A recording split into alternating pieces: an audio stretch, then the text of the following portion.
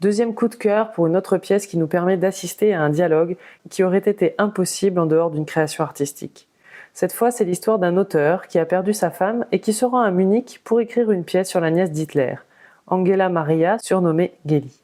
En 1931, elle a été retrouvée morte à 23 ans d'une balle dans la poitrine dans le bureau de son oncle. L'auteur n'a qu'une obsession, résoudre le mystère de sa mort, et c'est là qu'il entame un échange avec elle. S'est-elle suicidée ? A-t-elle été tuée par Hitler ou par d'autres personnes ? Elle fut le seul vrai grand amour d'Hitler. Pourtant, aucune enquête, aucune autopsie n'a été réalisée après la découverte de son corps. La relation de Geli et Hitler était taboue. Après sa mort, on dit qu'il est tombé dans une profonde dépression.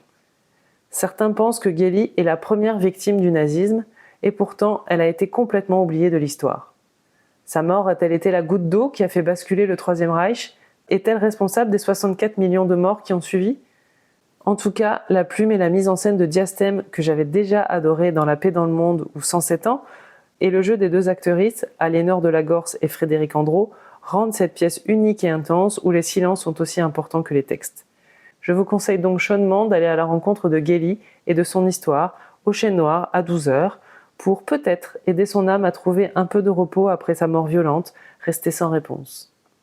Esperluette. En mode festival.